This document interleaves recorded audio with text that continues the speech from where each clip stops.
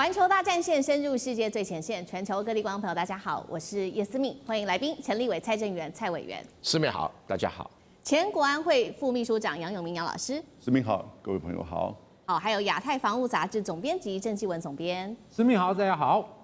好，观众朋友，今天赶快我们要来关心到的是中东情势。现在呢，川普在吹捧中东的伟业，而在这个时候有惊传一个惊人的消息，纳坦雅胡惊爆他要豁免哈马斯，背后是否有大阴谋呢？今天会关心。另外，纳坦雅胡还狂喊说战火能够让亚伯拉罕协议变得更红，到底怎么回事？等一下我们都会一起做解读。赶快先来看到今天的3个火线话题。川普在这个时候发下了豪语，他说啊，中东伟大成就就在我们的眼前了。他是真的要压住纳坦雅胡在中东地区的战火，还是接下来川普会无底线的来挺以色列？到底中东局势将一触即发吗？今天我们会请来宾就3个问题做解答。第2个问题是纳坦雅胡的立场为什么在这个时候突然出现了大逆转？从说要彻底消灭哈马斯，到现在他说了可能豁免，这个是一个和平的契机吗？还是在背后有一个黑暗的交易呢？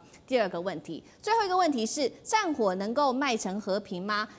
纳坦雅胡在这个时候狂言亚伯拉罕协议不会受损，还会更被接受，他凭什么有这样子的底气？今天也会回答。赶快来看最新的消息是川普的发文，也就是在今天哦。美东时间9月29号，观众朋友来看到哦，川普预计呢就会在白宫正式的来会晤纳坦雅胡了。双方预计在这一次的会晤上面会来谈的是加萨的停火和和平计划，而在这个计划见面之前，现在呢，川普已经发言了，他说各方都参与了史无前例的进程，我们一定会搞定这一场协议，实现中东伟大的机会，并且他也特别强调了他非常的有信心。纳坦雅胡在此刻也发出了狂言，他说亚伯拉罕协议不会因为以色列把战火蔓延到这些国家而受损，反而是会变得更加可以接受。当然了，刚刚也说了，我们有一个最新的消息是来自于纳坦雅胡的惊人转折，他说只要哈马斯释放所有人质，并且撤离加萨，就可能获得豁免。这是他首度的态度大转向。来自于阿拉伯媒体的一个外泄文件，现在也曝光了，说呢，川普愿意在以色列公开接受协议48小时之内，替哈马斯领导人来提供安全通道，而以色列则是要释放数百名无期徒刑的囚犯，上千名的加萨人，还要交还数百具巴勒斯坦的遗体，到底怎么回事？委员怎么看？首先，我们先回忆一下什么叫亚伯拉罕协议。亚伯拉罕协议啊，是以色列跟阿联酋跟美国在2020年8月所达成的协议。这个协议的主要内容啊，就是说，如果以色列跟巴勒斯坦人能够达成某种程度的和平协议，阿联酋就要跟以色列建立正常的外交关系跟正常的来往，也就是阿联酋要承认以色列的合法地位。除了这个之外呢，跟着巴林、苏丹、摩洛哥也跟进跟以色列签内定的协议。那为什么称作亚伯拉罕协议？因为在阿联酋跟以色列签这个协议之前呢，都共同承认，不管犹太教或者是穆斯林啊、伊斯兰教，都是亚伯拉罕的子弟，因为他们都共同追认亚伯拉罕这一位神话式的人物，就是这些宗教的起源，一神教的起源。所以，因此这些协议才称作亚伯拉罕协议。对于这样的一个协议，事实上已经搁着很久了，从2020年到现在，一直都没有办法顺利的推展。那沙特阿拉伯也没有跟进，科威特也没有跟进，波斯湾国家只有巴林跟进，而其他的摩洛哥、苏丹是非洲国家，本来跟这个问题就没有太大的嘎，也就是美国在运作的一个结果哈。连卡达都没签啊。那这一次这个新的发展阶段呢，最主要的原因是，川普啊丢出了一个21点的和平协议。如果从字面上来看，21点和平协议是跟过去的其他协议的比较有很多进步的地方啊，包括这个要在这个加萨走廊建立一个由阿拉伯国家所监管的巴勒斯坦加萨走廊的自治政府那这个如果能够成功，当然是把这个以色列的影响力排除在加沙之外，也把哈马斯直接从加沙走廊赶走，全部都赶走。而且一般的哈马斯还会得到豁免哦，所以基本上架构大概就是这个样子的。是。而且要使得加沙走廊完全非武装化、完全中立化啊。然后这个美国还有很多国家要负责重建跟投资。这个基本上是一个雄心壮志的计划，但是也要需要哈马斯跟以色列配合啊，你们交换人质也好，你们交换怎么等等都好，这基本动作要做哈。而且这个计划被披露之后呢，这2天以色列态度有发生了蛮大的转折。之前他在联合国大会讲的还是那种纳坦雅胡那种很强硬的态度，对。然后这个21点计划披露之后，他有了很大的一个修正。这个修正就是你刚才讲了，他可能愿意豁免现在还留在加沙走廊或者还在其他国家里面的哈马斯领导人的罪责。其实这个是在呼应这个川普的21点计划。21点计划是媒体披露，美国是还没公布，但至少媒体披露。也就是说，他给美国先一个面子，探视一下其他的可能性。因为以色列底线是说，我不应该把军队撤离开加沙走廊，我撤离开加沙走廊，这个巴勒斯坦的其他的极端组织就会死灰复燃。这是他的立场。但是对于川普来讲说，你不走，我其他东西都弄不了啊。那以色列更经典，那我要怎么去赶走哈马斯的人，让他变成一个无武装的一个国家也好，或者一个自治政权也好，那这个可能是未来川普跟纳坦雅胡2个人要去瞧的最后的结果。但瞧完了以后，其他阿拉伯国家能不能接受？其实其他阿拉伯国家是已经疲惫了。他们希望这个战争能够尽早结束，在一个对于巴勒斯坦人不要太大的利益损伤之下结束，让大家喘一口气。所以纳坦雅胡讲说，他把战火蔓延到其他国家，会使得亚伯拉罕协议更可能成就。这也不是无的放矢哦，因为在附近国家，因为跟以色列的仇恨已久，有很多真主党啦、胡塞啦、还有各式各样的一个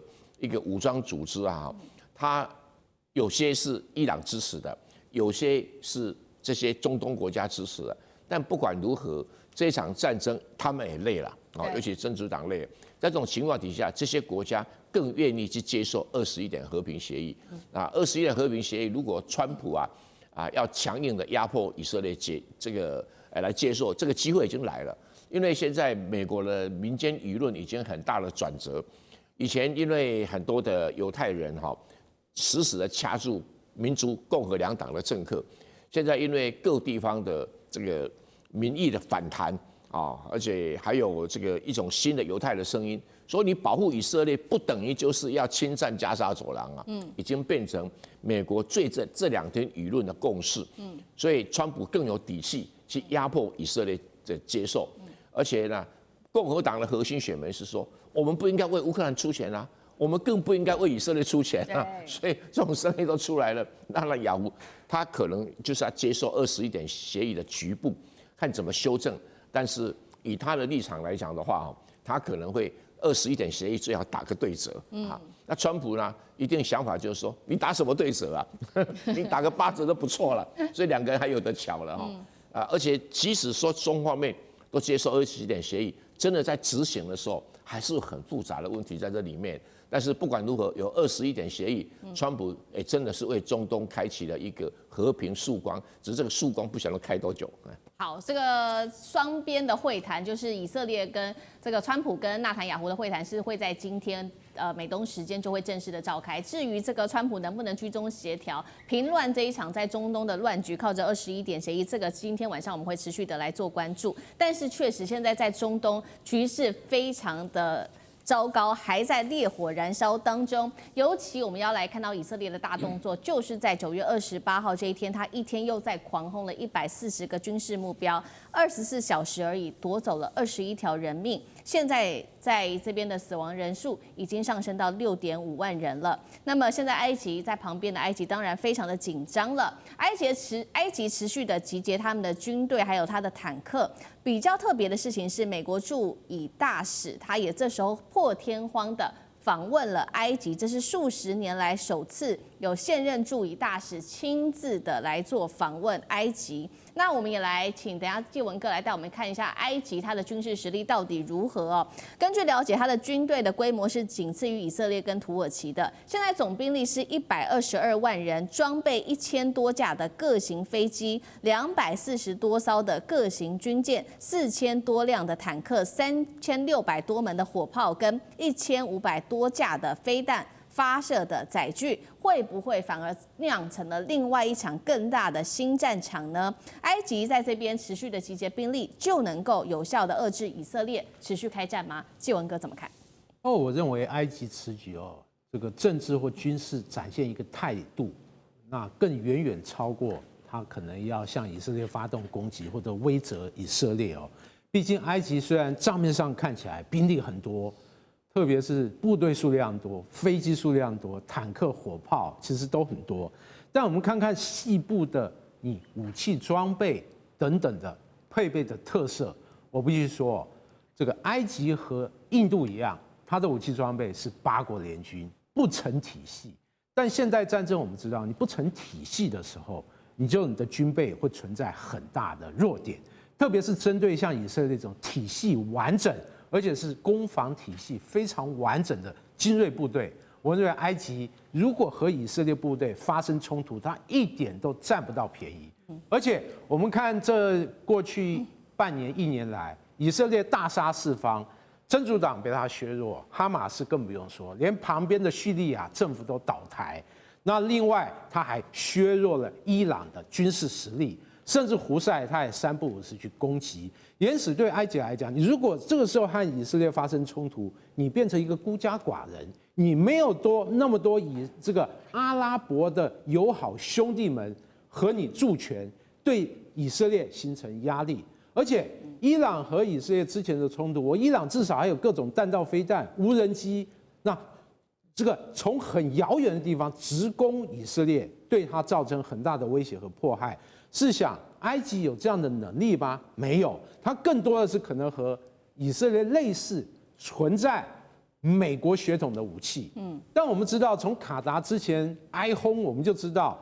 你全部配备美制的武器，以军来的时候，你可能全部失灵。就像卡达那一次，防空系统毫无警觉。试想，埃及如果面对以色列的突袭，特别是以色列最擅长的空中突袭，那他的这一点家当，到时候还剩下多少，其实都令人怀疑。因此，我觉得这个埃及此举更多是展现一个姿态，而且大家要记得，加沙被这个以色列军队到处驱离人口的结果，它很可能很多难民继续往埃及涌入。我认为这是埃及非常担心的事情。因此，与其说对以色列进行军事恫吓或警戒，倒不如说固守边境，防止更多的难民潮进来，顺便展现一下对以色列大杀四方，甚至迫害加沙居民这样的一个政治和军事态度。至于说实际发生冲突，我认为就现在埃及的领导人来讲，这个绝对是下策，而且不被目前列入一个选项。好，以军事实力来讲，现在其实已经没有人可以拦得住以色列。那背后美国有没有可能拦得住以色列？这是唯一可能的了。不过另外一头呢，我们来看到眼看现在以色列不断的进攻哦。两个国家，中国大陆跟俄罗斯有没有可能来做介入呢？我们先来看到俄罗斯的外交部长他的最新谈话，他是拉夫罗夫，9月27号，他正式的公开指控以色列企图引爆整个中东哦。他痛批以军呢持续的向伊朗、卡达、也门、黎巴嫩、叙利亚、伊拉克连环动武，并且谴责他的右派政府是想要强硬的来并吞在约旦河的西岸，所以中俄有没有可能在这个时候来出手停这些伊斯兰国家针对以色列做反击呢？是第一个问题。是否第二个问题能够扭转以色列目前独强的一个格局？杨老师又怎么看？去年10月7号发生的恐怖攻击是错误的，这种是不分对象啊，杀害平民，造成1215位以色列人死亡。可是我们要想，这个内塔尼亚胡他30多年来，他就是一个非常的右翼，而且极度的反对巴勒斯坦，他就是要并吞整个巴勒斯坦的属地，要建立大以色列的极端的右翼的政治人物。而他执政之后，受到当时拜登政府的支持，然后呢，要跟印度、跟欧洲以及美国建立一个经济跟安全上的走廊，因为会不会因此使得哈马斯觉得已经是绝望了，采取这样一个动作？你从不同的角度看，有的时候恐怖分子在当地是劣势，结果现在你看到内塔尼亚胡跟川普这两个狂人，整个颠覆了中东地区的秩序。我觉得接下来就看川普能不能够拉得住内塔尼亚胡。内塔尼亚胡已经是完全不受控的，他打了6个国家，只要有哈马斯的，或者是他以哈马斯作为理由跟借口，就开始去攻击这些国家，不管是核子设施还是都市，然后呢，要求美国把这些当地的武器系统用后门把它给都关掉，让帮助他，甚至进一步提供他这个相关的一些资讯。所以现在美国的一个界限是，他到底要让以色列继续的去占领，不只是加沙，还有约旦河西岸，甚至进一步的去攻打更多的这些区域的国家，让内塔尼亚胡说：“哎，我们攻打了之后，我们才可以建立，让大家去折服啊。”是真的如此吗？你看看沙烏地阿拉伯就和巴基斯坦签了军事协议了，寻求一个核子保护伞，而这个核子保护伞其实是从中国跟巴基斯坦的军事合作延伸出来的，不是吗？印巴的空战就证明是如此。所以这个时候你会说，如果说中东地区以色列持续的对这6个国家，甚至更扩大其他国家，埃及、沙烏地阿拉伯进行攻击的话，会不会形成一个大战？我觉得很有可能的。但是这个大战大概不是中国、俄罗斯直接下来打，而是提供武器或者是其他的这个协助。所以这个时候，川普如果他能够透过这1-2天拉住这个内塔尼亚胡，第一个绝对不许占领约旦河西岸；第二个，你在加沙地区的大屠杀一定要有所节制，甚至要进行停火。否则的话，我觉得其他的中东国家现在已经开始看不下去，未来的更进一步的联盟，我觉得不是不可能。引进更多的中国跟俄罗斯的军事跟经济，甚至军事的同盟，你看跟巴基斯坦之间，这都现在已经正在做的现在进行式。否则的话，我觉得以色列再不克制的话，这个大战很可能会出现的。好，谢谢杨老师。地缘政治、美中之争、战略价值、强权崛起、小国生存，现在与未来洞悉事件走向，掌握世界脉动。